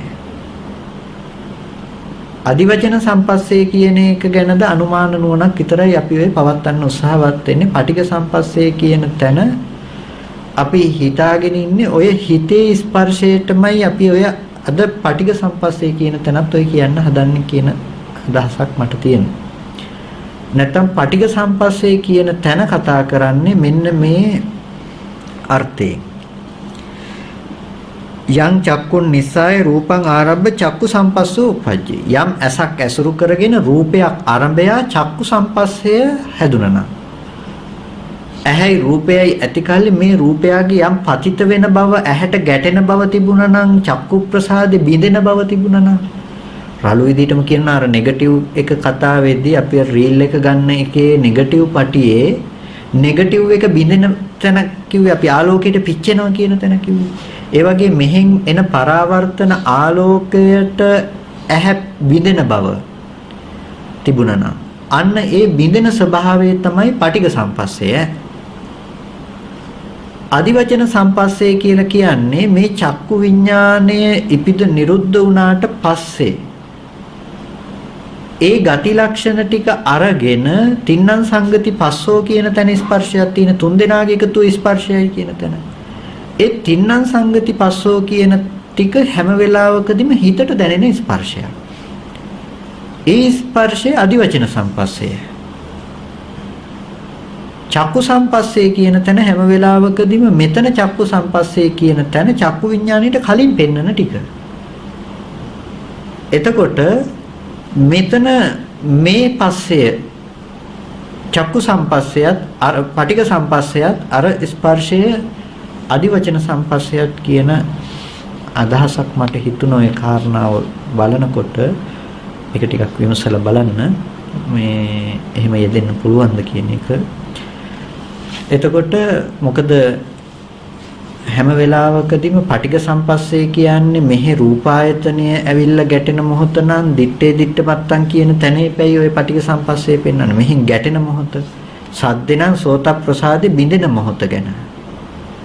ඊට පස්සේ සෝත විඥානය හැදුනට පස්සේ සෝත විඥාන ප්‍රත්‍යයෙන් තින්නම් සංගති පස්සෝ කියන එක හිතට ඇතිවෙන ස්පර්ශයක් නේ. ඒ ස්පර්ශයට පණවන්න බැහැනේ කන බිඳුන තැන තිබුණ ස්පර්ශය කියලා. ඒක චක්කු විඥාණයටත් පස්සේ නේ ස්පර්ශය තින්නම් සංගති පස්සෝ කියන එක. එතකොට ඒක හිතට ඇති වෙන ස්පර්ශයක් නේ. ඒ ස්පර්ශය නිසානේ අනාත්ම වේදනා සංඥා දෙක හදාගත්තේ. දැන් එතකොට හැම වෙලාවකදීම ඔතන සිත් දෙකක් පෙන්වන්න වෙනවා. මෙතන විපාක චක්කු විඥාන සිතත් අතන විපාක මනෝ විඥාන සිතත්. එතකොට මනෝ විඥාන සිතට ප්‍රත්‍ය වුණ ස්පර්ශයක් තියෙනවා නම් මනසට ප්‍රත්‍ය වුණ එකට කියනවා අදිවචන සම්පස්සේ කියලා. ඇහැ පැත්තට ප්‍රත්‍ය වුණ යම් ඇහැ රූප දෙකේ චක්කුන් නිස්සාය රූපං ආරබ්බ කියනකොට ඇහැ නිසා රූපය අරඹයා කියන තැනකින් ස්පර්ශයක් තියෙනවා නම් එතන ස්පර්ශයේ පටිඝ සම්පස්සේ. එතකොට මේ ඇහැට රූපේ ගැටිලා දැනගන්න මොහොත වෙනකොට අපිට ස්පර්ශ මේ හිත් දෙකේ දෙකක් තියෙනවා. පටිඝ සම්පස්සේ සහ අදිවචන සම්පස්සේ කියලා දෙකකට බෙදලා ගන්න ඕනේ. නැතිනම් ඇහැට රූපේ පේන තැනක පේනවා කියලා අපි අද රූපේ දැනගන්න මොහොතකදී පටිඝ සම්පස්සේ විතරක් නෙමෙයි පනවන්නේ. නැත්නම් ඕක පනවන්න හදන්නේ චක්කුසෝත ගාන ජීවහා කාය කියන ආයතන ටික පැත්තෙන් ඉන ස්පර්ශය සම්පූර්ණ පටිඝ සම්පස්සයි මනෝපටිච්ච ධම්මේච උප්පජ්ජති මනෝවිඤ්ඤාණං තින්නම් සංගති පස්සෝ කියන තැන මෙන්න මේක අදිවචන සම්පස්සයි කියලානේ පනවන්නේ ගොඩක්. මම අහලා තියෙන ওই විදිහට තමයි. එතකොට මට හිතෙන්නේ ඕක යෙදෙන්න ඕනේ මෙන්න න්‍යාය අනුව නම් අර්ථය යෙදෙන්න වෙනවා මේ විදිහට හැම වෙලාවකදීම. එහෙනම් මනෝ ධාතු සිත ගැන කතා කරනකොට මනෝ ධාතු සිතට ඇති වෙන ස්පර්ශය අදිවචන සම්පස්සයක්ම වේ යුතුයි. මෙතන ගැටලුව තියෙන්නේ මනෝපටිච්ච ධම්මේච උප්පජ්ජති මනෝවිඤ්ඤාණං කියනකොට අදිවචන සම්පස්සම දෙකක්. අතන පටිඝ සම්පස්සයක් සහ අදිවචන සම්පස්සේ කියන දෙකක්. තේරුණාද කාරණා?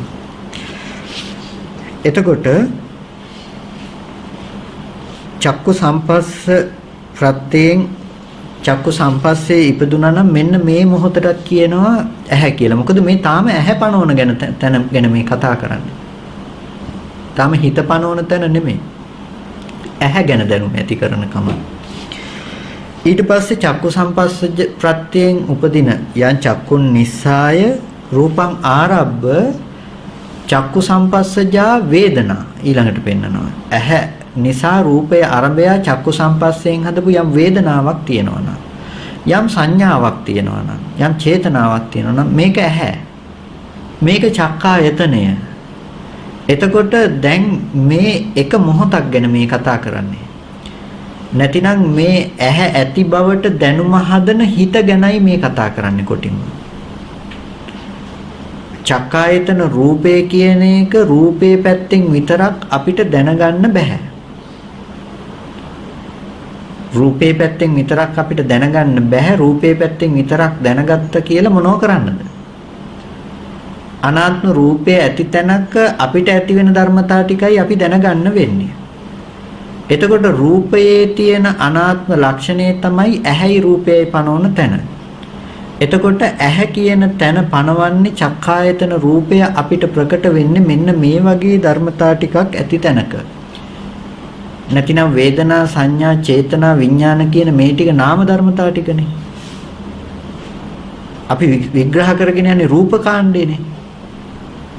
එතකොට දැන් රූපකාණ්ඩේට ඇයි නාම ධර්මතා ටික? ඇහැ මේකයි කියලා කතා කරන්න බෑ අපිට ওই නාම ධර්මතා ටික නැතුව. තේරෙනවද කියන්නේ? අර කතාව ගන්නකො පොලිස් කාර්යයේ කතාව ගැන ගන්නකො. ට්‍රැෆික් ලාපිය ඇල්ලුවට පස්සේ එන කියපු කතාව. එතකොට පොලිස් නිලධාරියා මුළු පොලිසියෙම ඉන්නේ පොලිස් නිලධාරියෝ 6 දෙනයි. මේ 6 දෙනා 5 දෙනෙක් ඉන්නවා මේ 5 දෙනා කවදා එක තැනක රාජකාරිය කරන්නේ නැහැ. හයවෙනි නිලධාරියා හැබැයි ඉන්නේ එක්කෙනෙක් ළඟ. එයාට විතරයි නඩු තීන්දුව දෙන්න පුළුවන්. ඇහැ ළඟ හිටියොත් එයාට පුළුවන්. කන ළඟ හිටියොත් එයාට පුළුවන් දෙන්න. නහය ළඟ හිටියොත් එයාට පුළුවන්. දිව ළඟ හිටියොත් එයාට පුළුවන්. කය ළඟ හිටියොත් එයාට පුළුවන් මේ පැත්තෙන් එන තීන්දුව හදලා දෙන්න. එතකොට දැන් මේ 6 වෙනි නිලධාරියා කියන මට්ටම යෙදෙන තැන ගැනයි අපිට කතා කරන්න වෙන්නේ. ඔය තීන්දුව දෙන්න මට්ටම හදා ගන්න වෙන්නේ. එතකොට දැන් ඔය 6 වෙනි නිලධාරියා කියන තැන අපි එදා කතා කළේ චක්කු විඥාන කියන එකටනේ. චක්කු විඥානේ යෙදුනොත් ස්පර්ශ නැමැති නඩු තීන්දුව දෙන්න පුළුවන් කියන තැනකනේ. එතකොට හිතන්න ඔය නාම ධර්මතා ටිකම දකින්නකො 6 වෙනි නිලධාරියා හැටියට.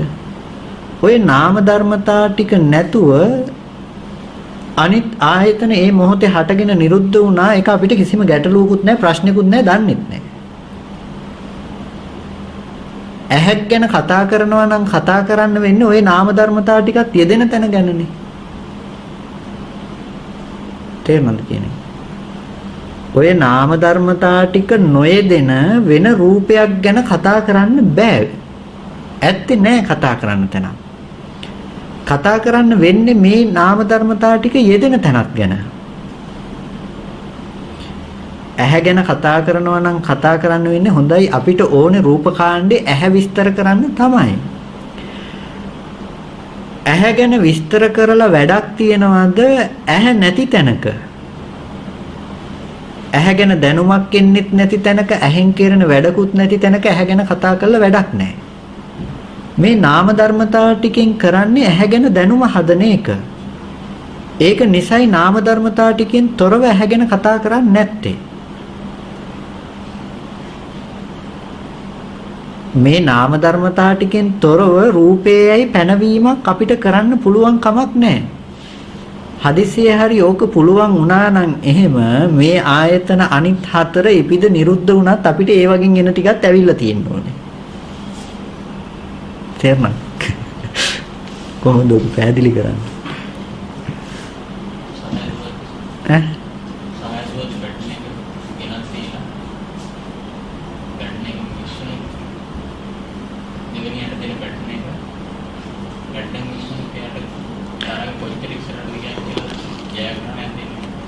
ඔව් එයාට එන්නේ නැහැ මොකද අරක බැටන් එක අරගෙන යන්න බැරි වුණ නිසා හැම වෙලාවකදීම දැන් ඔය ස්කන්ධ ටික රූපස්කන්ධය කියන එක පනවන්නේ මේ රූපකාණ්ඩේ විග්‍රහ කරන්නේ රූපේ විස්තර කරන්න ඕන නිසා නෙමෙයි. ඒක හොඳට මතක තියාගන්න මේ කියන්නේ රූපේ ගැන කතා කරන්න ඕන නිසා නෙමෙයි. මේ කතා කරන්නේ එක අර්ථයක් ගෙනල්ලා දෙන්න. අපිට රූපේ හම්බෙන තැනක රූපෙමයි දකින්නේ කියන මේ අර්ථය නාම රූප පරිච්ඡේදයක් කරන්න මේ බලන්නේ. නාම රූප දෙක පිරිසිදු දකින්න. දැන් අපිට ඇහැ හැදෙන මොහොතේදී අනිත් ආයතන ටික හටගෙන නැතුව ඇහැ විතරක් හැදෙන මොහොතේදී ඇහැ ඇති බවට පණවන්න තියෙන්නේ ඇහැ ගැන දැනගන්න කම නිසා නෙමෙයිද? දැනගන්න කමින් තොරව ඔය ඇහැ නැත්තම් හැම වෙලාවකදීම ඇහැ ගැන කතා කරනවා නම් ඇහැ ගැන දන්න කමක් ගැන කියන්න වෙනවා. ඒක නිසා තමයි මේ ඇහැක් තියෙන මොහොතේදී මේ ධර්මතා ටිකක් තියෙනවා කියන එක කිව්වේ. සරලව. තේරුණා? චක්කු සම්පස්යෙන් හටගන්න වේදනා සංඥා දෙකට සංස්කාර කරනකොට මේ වේදනා සංඥා හටගෙන වේදනා සංඥා නිරුද්ධ වෙච්ච තැනකයි අපි සංස්කාර කරන්නේ. ඊට පස්සේ මේ සංස්කාර වලට නැවත මනෝවිඤ්ඤාණයට විඤ්ඤාණයට ගන්නකොට නාම රූප දෙකම නිරුද්ධයි. එතකොට රූප වේදනා සංඥා සංකාර විඤ්ඤාණ කියන ධර්මතාව පහම ඇති වෙමින් නිරුද්ධ වී යන ධර්මතාවයකටයි දැන් පුද්ගලෙක් ඉන්නවා කියලා පනවගන්න සම්මුතිය. එතකොට ඒ අටික සම්පස්සේ කියන්නේ එතන ඇහත් රූපයත් චක්කු විඤ්ඤාණයත් ගැටෙන තැන අර නාම ධර්ම අතර දැන් වේදනා සංඥා දෙක සංස්කාරයත් අතර ගැටීමක් වෙන්නේ නැද්ද? ඒක නෙවෙයිද අර අනිත් සම්පස්සේ අධිවචන සම්පස්සේ. ඔතන තියෙනවා මෙහෙම කාරණාවක්. ඒ කියන්නේ අධිවචන සම්පස්සයයි පටිඝ සම්පස්සයයි වගේම සහජාත සහ පුරේජාත පච්චාජාත කියලා ප්‍රත්‍ය ධර්මතා ටිකක් තියෙනවා. එතකොට සහජාතයි කියලා කියන්නේ අනික් ධර්මතා ටිකත් එක්ක එකටම උපදින එක. ඇහැයි රූපයයි සහජාතයි. ඇහැ රූප දෙක හැම වෙලාවකදීම එකට උපදින. ඇහෙන්තර රූපෙත් රූපෙන්තර ඇහත් නැහැ. එතකොට දැන් හැම වෙලාවකදීම අර මනෝ විඥානේ අර සටහනත් එක්ක අපි කතා කරපු අදහසින් මනෝ විඥානයේ පැත්ත පච්චාජාතයි. පස්සේ හදලා දෙන්නේ. ඇහැ රූප පැත්ත පුරේජාතයි. එතකොට හැබැයි ඔය පුරේජාත ධර්මතා ටික සහජාතයි. පුරේජාත ධර්මතා ටික සහජාතයි. පංච උපාදානස්කන්ධය තියෙනවනේ. පණුපර රතු පාට කොටුව. ඕක පච්චාජාතයි. මේ ධර්මතා ටික පෙරටුව හටගත්ත තැනක අර ධර්මතාවයේ පසුව හටගත්තා. ඒක නිසා පච්චාජාත කියනවා. හැබැයි පච්චාජාත වුණ ස්කන්ධ පංචකයේ සහජාතයි. එකට හටගත්තේ වෙන් කරන්න බෑ ඒක. එතකොට ඒ වගේ දැන් නාම ධර්මතා ටිකට මේ පැත්තෙන් හැදුණු මේ ටික සහජාතයි. රූපයත් එක්ක රූපේ පෙනෙන බව තුල තියෙන මේ වේදනා සංඥා චේතනා විඥාන චක්කු විඥාන කියන මේ මට්ටම් ටික එතන සහජාතයි. මනෝ විඥාන මට්ටම පුරේජාතයි. පච්චාජාතයි. එතකොට ඒක පච්චාජාත වෙනකොට මේ ටික පුරේජාතයි. ඔය ප්‍රත්‍ය ටිකෙන් බලන්න. එතකොට අදිවචන සම්පස්සේ සහ පටිඝ සම්පස්සේ කියලා කියනකොට හැම වෙලාවකදීම විඥානයේ ළඟට එනකන් ඇති චක්කු විඥානයේ ළඟට තියෙන එතනට චක්කු විඥානයට ප්‍රත්‍ය වෙන ස්පර්ශය හැම මොහොතකම පටිඝ සම්පස්සය. එතකොට එතන පටිඝ සම්පස්සේ සහජාතයි කියලා කිව්වේ ඔය ස්පර්ශය කියන එක හැම වෙලාවකදීම වේදනා සංඥා චේතනා දෙකටත් හේතු වෙලා තියෙන්නේ ඒ ස්පර්ශයමයි.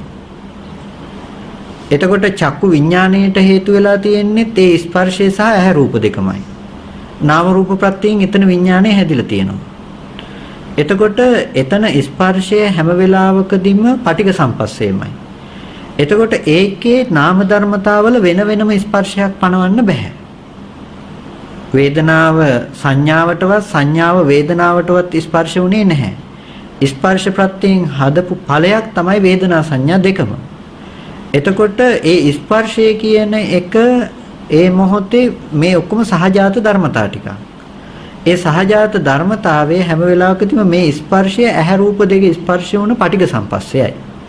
ඒ ප්‍රත්‍යයෙන් හදපු මනෝවිඤ්ඤාණය කියන ඊළඟ හිත චක්කු මේ තින්නම් සංගති පස්සෝ කියපු තැන ඇති කරන මේ තුන්දෙනාගේ එකතු වුණ තැන ඇති වුණ නාම ධර්මයන්ගේ ස්පර්ශ වෙන ස්වභාවයක් තියෙනවා නම් ඒ ස්පර්ශය හැම වෙලාවකදීම අදිවචන සම්පස්සයයි හිත හැදෙන පැත්ත. එතකොට ඒක හිතට ස්පර්ශ වෙන එකක්. ස්පර්ශයෙන් තොරව හට ගැනීමක් පනවන්න බැහැනේ. එතකොට ඒක නාම ධර්මතාවල නාම ධර්මතා ස්පර්ශයක්. චක්කු විඥාන ප්‍රත්‍යයෙන් හදපු දෙයි ස්පර්ශ කරගත්තේ.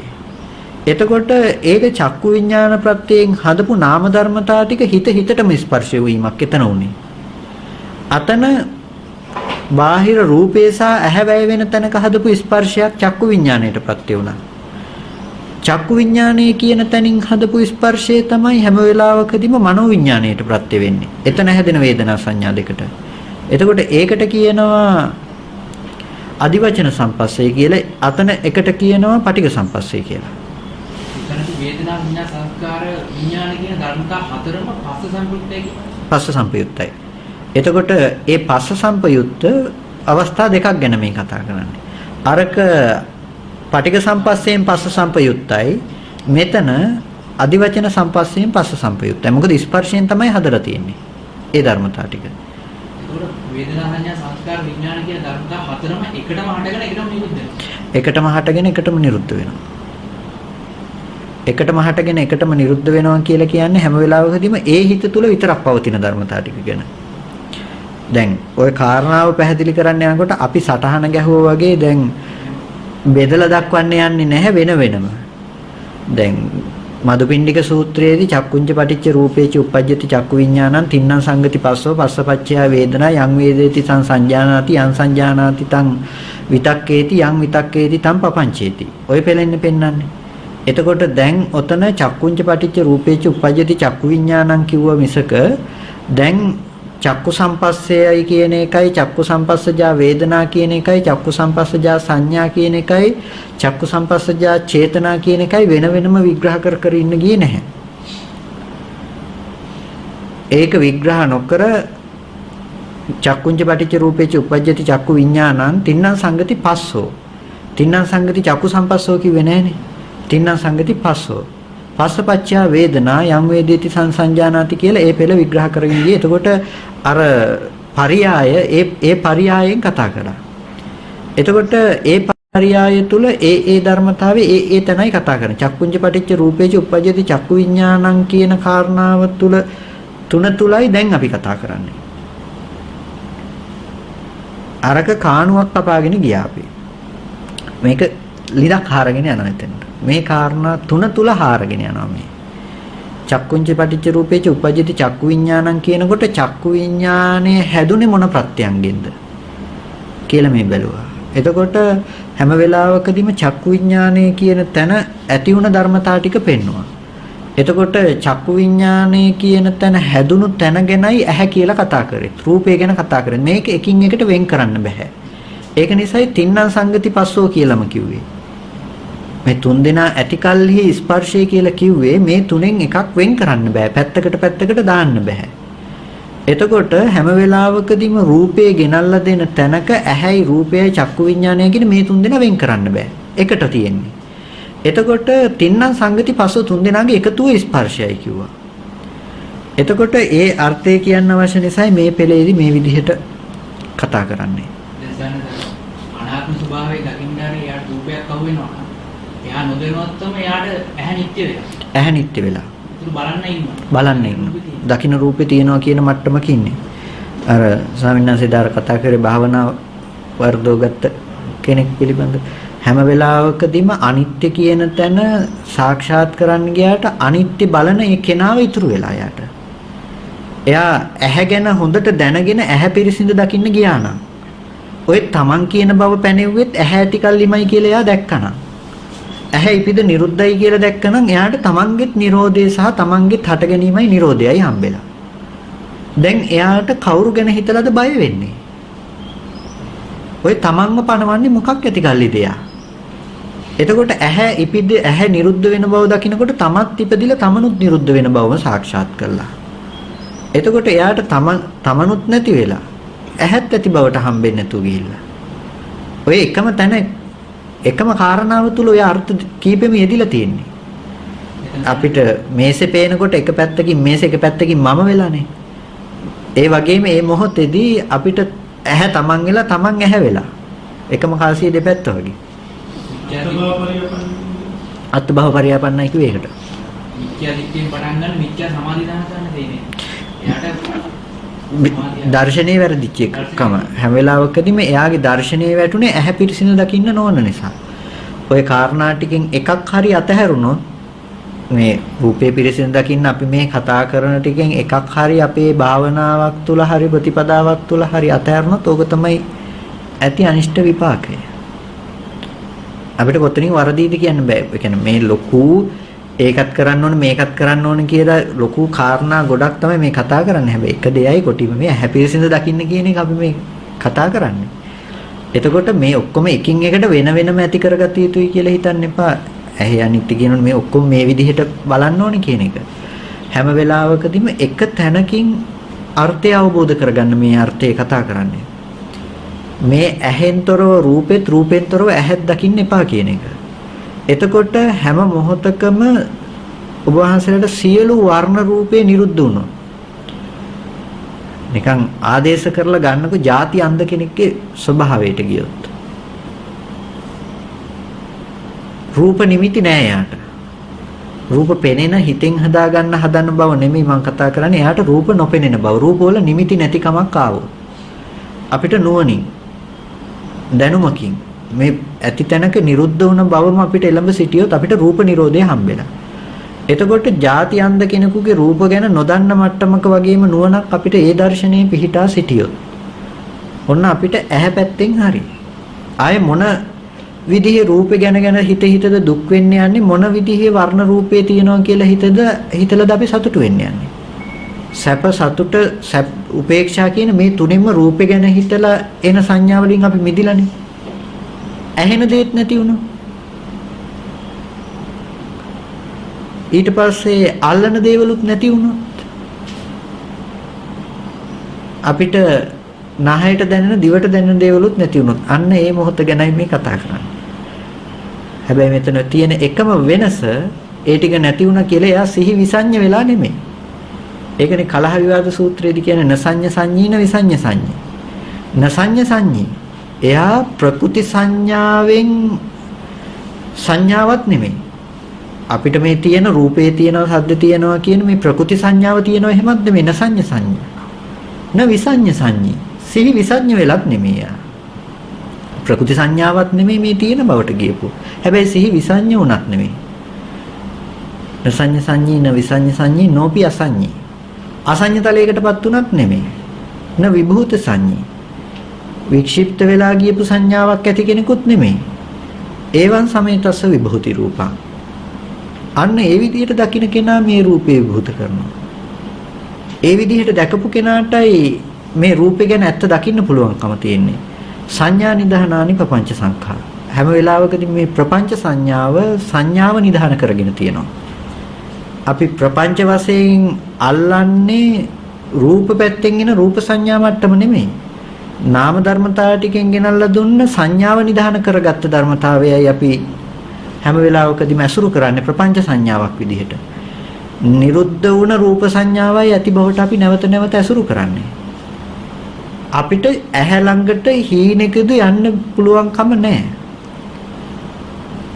ඇහැේ Nirodhe විතරමයි අපිට සාක්ෂාත් කරන්න පුළුවන්කම තියෙන්නේ.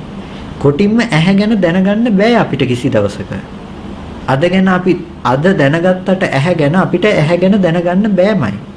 ඇහැ ගැන දැනගන්නවා නම් ඇහැ නිරුද්ධ වුණා කියලාමයි දැනගන්න තියෙන්නේ. එතකොට ඇහැ ගැන දැනගන්නකොට ඇහැ නිරුද්ධ වුණා කියලා නම් දැනගන්නේ රූපය ගැන අමුතුවෙන් කියන්න ඕනේද රූප නිරුද්ධ වුණ බව ගැන දැනගන්නේ කියලා. එතකොට අපි මේ Nirodhe දකින්න කෙනාට ලෝකේ දුක එන්නේ නැහැ. සැප එන්නේ නැහැ. ඇයි එයා දැන් මොන අම්මා ගැන හිතලා දාන්නන්නේ? අරක තමයි අහන්නේ. ඔය අම්මා හිටියේ මොන මොහොතේද? ඔය ලොකු අර්ථයක් ඇත්තෝ ඔය වචන ටික කියන්නේ අපි සාමාන්‍ය අර්ථයෙන් ඔය කිව්වට මොන මොහොතේ හිටපු අම්මා ගැනද ඔය කතා කරන්නේ? ඒ මොහොතට හටගත්ත ඇහැ රූප දෙක ඒ මොහොතේ නිරුද්ධ නම් මොන මොහොතේද ඔය අම්මා හිටියේ? වැස්සට පිරෙන වතුර භාජනයක් පිරිච්ච වතුර භාජනයක් හම්බෙන තැනක මොන මොහොතේ වතුර බිඳුවෙන්ද ඔය පිරුණේ? වැලි ගොඩේ වැලි කැට ටික වැලි ගොඩක් පේන තැනක මොන වැලි කැටෙන්ද ඕක ඇති කරලා තියෙන්නේ? හැම වෙලාවකදීම අපිට පණවන්න තැනක් නැති වෙලා වැලි ගොඩ කියන එක. වතුර පිරුණු වතුර භාජනයක් පණවන්න තැනක් නැති වෙලා. ජීවත් වෙන අම්මා කෙනෙක් පණවන්න තැනක් නැති වෙලා. ඒ මොහොතේ හටගත්ත ඇහැ රූප දෙක අතීතෙත් නිරුද්ධයි නම් වර්තමානෙත් නිරුද්ධයි නම් අනාගතයට උපදින්නෙත් නැත්තම් කොටින්ම උපදින බවක් තුල ඇහැ උපදින බව රූපේ උපදින බව විතර නම් තියෙන්නේ මේ උපදින බව සාක්ෂාත් කරපු කෙනාට. උපදින භවයේ අම්මව දකින්නේ නැහැ යා. මට අම්මා උපදිනවා කියලා එකක් නැහැ අපිට. එයා ඇහැ රූප දෙකෙන් තොරව එයාට කවදාවත් අම්මව පනවනවා කියන දේ වෙන්නෙත් නැහැ. කොටින්ම මේ Nirodhe දකින්න කෙනා ඇහෙන් මිදෙන්නෙක් වෙලා. ඒකයි මේ ජීවිතේදීම ඇහැ නැති කරා කියන්නේ. ඇහැ නැති කරා කියලා කියන්නේ ඇහැ ඇති බවට හම්බෙන ලක්ෂණේ නැති කරා කියන එක. ආදිත්‍ය පරයය වගේ සූත්‍රවල බුදුරජාණන් වහන්සේ දේශනා කරන්නේ මහණෙනි ඇහැ ඇවිල ගන්නලාදී රූපය ඇවිල ගන්නලාදී. ඇහැ හම්බෙනවා නම් ඇවිල ගන්න ලද්දක් ඒක. රූපය ඇවිල ගන්නවා නම් ඒක ඇවිල ගත්ත දෙයක් ඒක. ඒක නැති කරන්න ඕනේ. මහණෙනි ඇහැ නැති කරන්න, ඇහැ විනාශ කරන්න. රූපේ නැති කරන්න, රූපේ විනාශ කරන්න. මේ ඇහැ ගලවලා දාන්න කියනෝ නෙමෙයි. හැම වෙලාවකදීම මේ ඇහැ ඇති බවට හම්බෙන මනස දකින්න. ඇහි Nirodhe දැක්කනම් ඇහැ ගලවලා දැම්මයා. එයා ආය ඇහැ ගැන රූපේ ගැන කතා කරන්නේ මොන මොහොතේ තිබුණු ඇහැ රූප ගැනද? හොඳට දකින්න අපි ඇහැ ගැන කතා නොකරට අපි දැකපු රූපායතනය ගැන කතා කරනවා නම් කතා කරන්නේ ඊයේ තිබුණු ඇහැ ගැන අපි කතා කරන්නේ. ඊයේ දැක්ක දානශාලාව ගැන කතා කරනවා නම් අපි මේ කතා කරන්නේ සම්පූර්ණම ඊයේ තිබුණු ඇහැ ගැන මේ කතා කරන්නේ. ඒ ඇහැ අනිත්‍ය වෙලා නැහැ අපිට. නිමිති තියලා, අඩිසටහන් තියලා අපි මේ ගිහිල්ලා තියෙන්නේ. ඔක තමයි මායයට අඩිසටහන තිබ්බයි කියන්නේ. ඔය අඩිසටහන ඇති මායයට අපි වල්ල ගන්න. ඔය අඩිසටහන තියන්න එපා. ඔය ඇති බවට හම් වෙන ඔය අඩිසටහන නැත්තම් ඇහැ රූප දෙක නිරුද්ධයි නම් අපි හොරකම කරලා තියෙන හැබැයි අඩිසටහන තියන්නේ නැහැ. මායාවේ තනකොළ කොටුවේ නොකා ඉන්නේ කිව්වේ නෑ. කොහොමද ලෝකේ ජීවත් වෙන්නේ එහෙම නැත්තම්? ජීවත් වෙන්න වෙන හැබැයි නොතවරී ජීවත් වෙලා යා.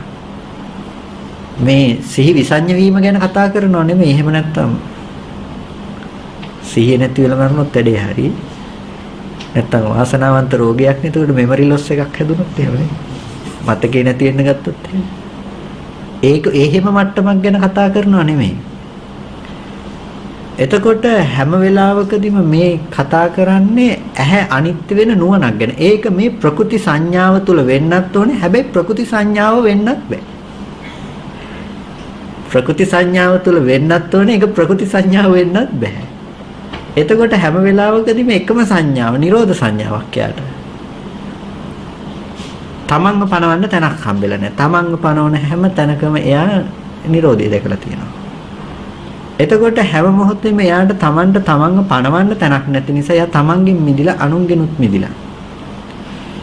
එතකොට අන්න ඒ අර්ථය ඇතුවයි ඔය ඇහැ රූප දෙක ගැන කතා කරන්නේ. මේ කාරණා ටිකේ බොහොම සියුම් තැනක් කතා කළේ ඔය චක්කායතන රූපය කියන තැන තුන්වෙනි පරියාය. ඔක ඔස්රේ දේශනා කරන මට ලෝකේක කොට මේ අහන්නේ දෙලගෙන අහන්නේ මාරකාස්තු මාරාතරනාස් බින්දපාත වඩිනකොට මෑණියන් මා ඉස්සර බින්දපාත වඩින ඉස්සර මුලෙම දෙකන් දෙකන්ට කිරියෙම මේ පුතා කියලා හඳුනගත්තා.